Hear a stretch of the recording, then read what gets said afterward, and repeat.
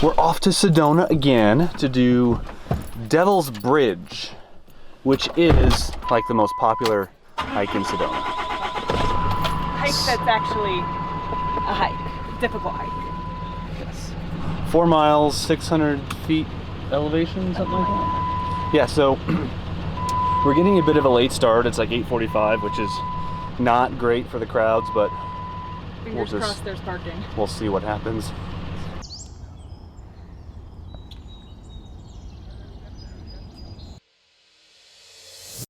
All right, guys, we're at the trailhead. Actually, not the trailhead, the overflow parking. We gotta walk up the dirt road before we get to the trailhead. The dirt road is 4x4 only.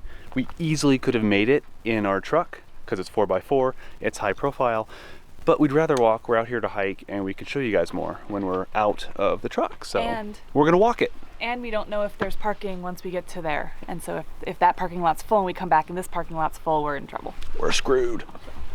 But now we're not screwed because we found a spot. So this is what we would have been required to drive. This is very easy for a high profile vehicle. Hike the Devil's Bridge via road, 3.6 miles round trip. Yes, we're going there. No, it's a bad view.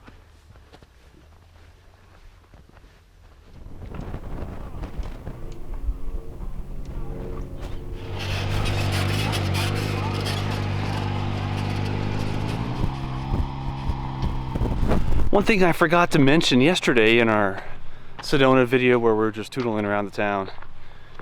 Sedona is one of those dark sky communities, which means there are very few streetlights and things like that that will illuminate the city, which means the sky will be completely dark, especially if you get outside the city just a little bit. Where we're camping every single night, we can walk outside, look up, see a sky full of stars and the Milky Way right across the top, like right straight above us. Been here 2 nights, got to see that twice. So we're going for number 3 now. If the moon's out, that might screw up your view of the Milky Way, but if it's not, you're probably gonna get some dark skies.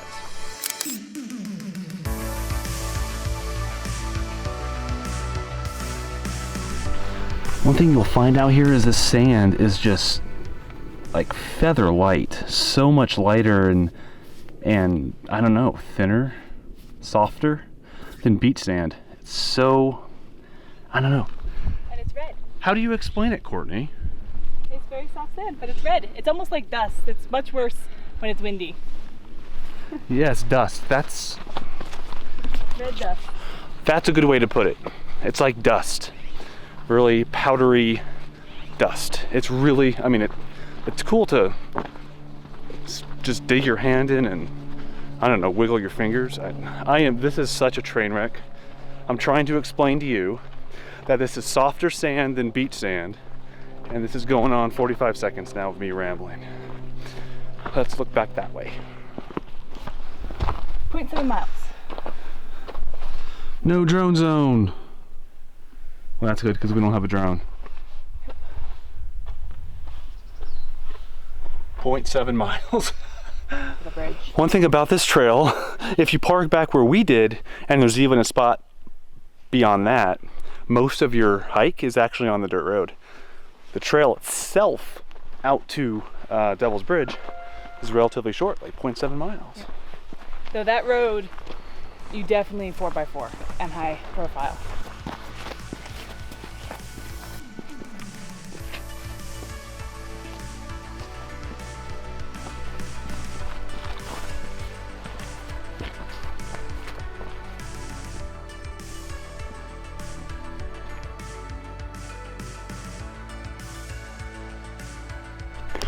Ooh, it is hot out here. A lot hotter than I expected. I think we're going up there. But first,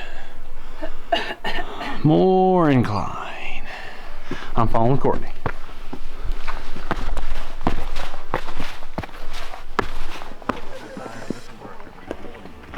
We have arrived, dripping in sweat. The bridge looks very devilish.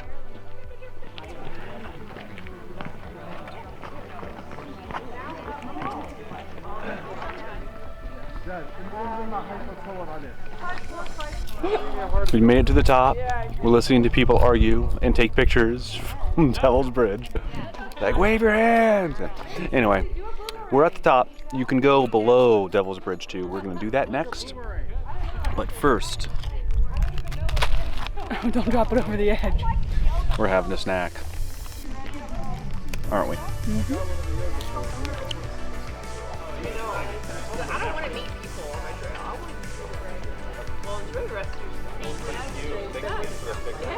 That's much wider than Angel's Landing, by the way. Much wider. What do you say we go below?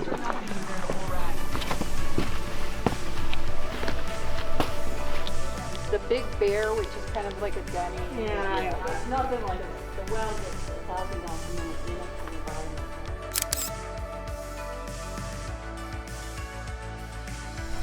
For the purposes of this video, we're just gonna do Devil's Bridge, but this is very representative of a lot of the hikes in the Sedona area. And a lot of them are accessible from inside the city or like maybe a 15-minute drive outside. So you're not driving an hour just to get to the trailhead. And they're all very rocky, very sandy.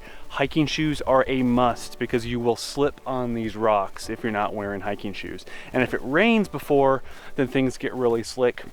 Just take that under consideration. Although this is Arizona, so you don't have to worry about rain too much. We've had a few people ask what we bring along on our hikes. You may notice that on most hikes I carry this Camelback backpack. It's a smaller one, it's not a full-size backpack. And I always have it full of water. And other than that, we have a first aid kit, a hiking first aid kit in the bottom of it, and whatever snacks we're bringing or lunches we're bringing, though it can't fit very much. I also have our meds and any like first aid-y type stuff that is specific to us, and ID, stuff like that. Oh, I said, yeah, I fill it up. It's Camelback, so I fill it up completely with water every time. The reason why I carry it and Steve does not is because I drink water like crazy, and he does not. And so I carry it because I constantly want to drink the water, and then I give him sips when he wants them. If it's a longer hike, or if Steve wants to bring more camera equipment than just the camera he's filming with, then we have another backpack, another Camelback, this time a full-size backpack. And we will fill that with some water, with food, or with camera equipment if we need more space. But in general, most of the hikes we do, I just carry this guy.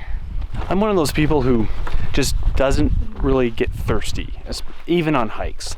So I have to force myself to drink, and that's easier said than done.